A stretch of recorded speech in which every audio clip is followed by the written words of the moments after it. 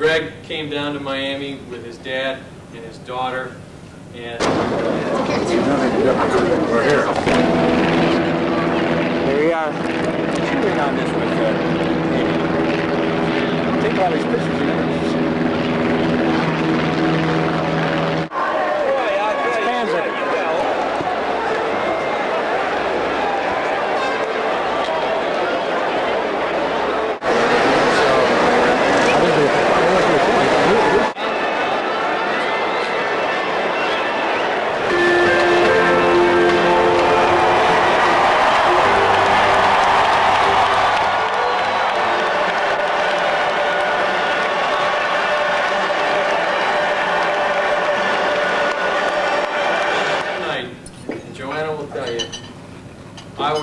I was a nervous wreck. I mean, I was in a bad mood. I mean, everything. I couldn't sleep. It was awful. I mean, it was a terrible, terrible feeling. We had Al Leiter going in Game 7, and Al hadn't pitched that well either.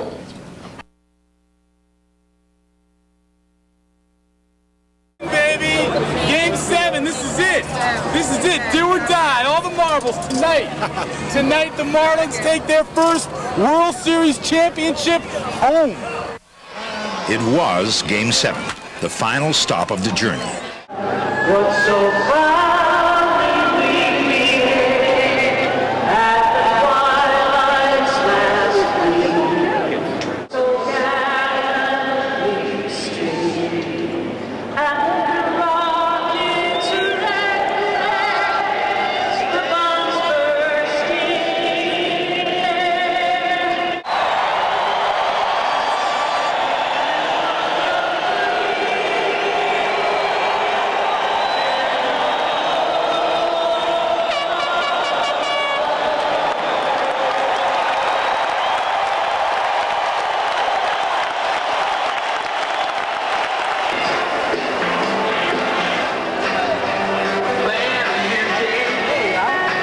If we could score some runs in Game 7, we'd have a chance to win it. And as the video showed, we fell behind 2-0. And when it was 2-0 in the 6th, I started to prepare myself to lose. I didn't think that we were going to lose. I wasn't saying it's over, but I was trying to prepare myself. The 7th inning stretch, and Bobby Bonilla launches one to deep right. Bonilla sends one out of here.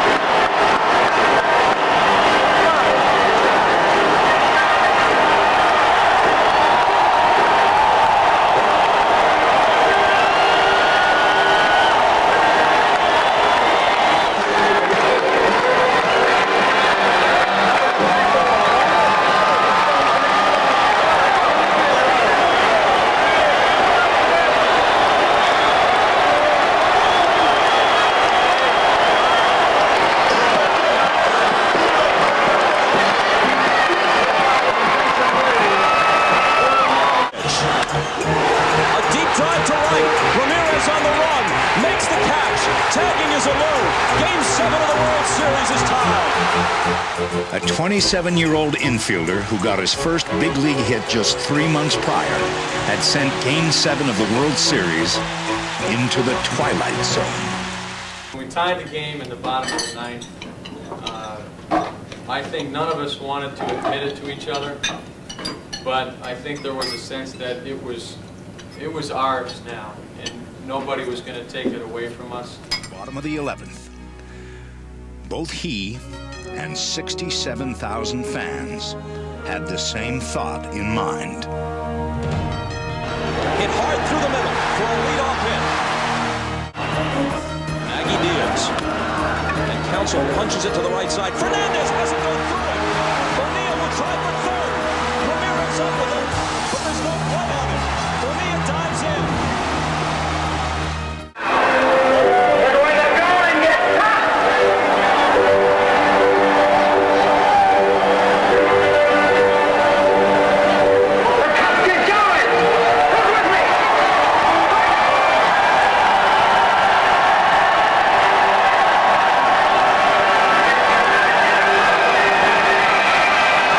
The 0-1 pitch.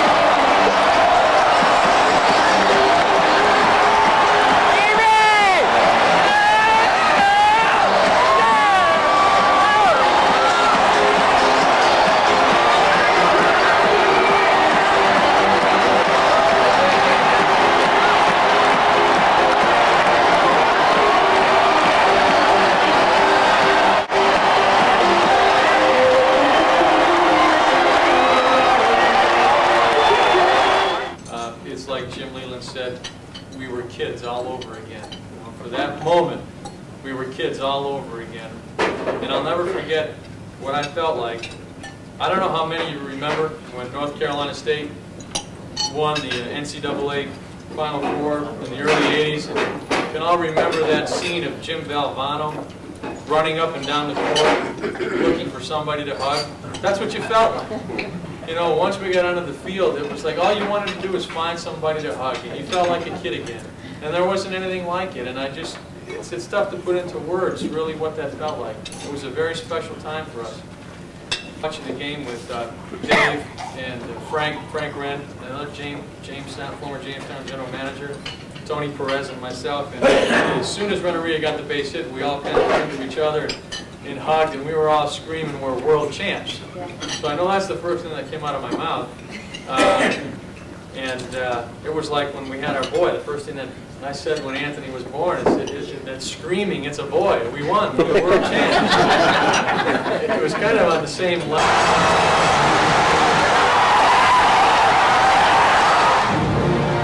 There is nothing in baseball quite like it.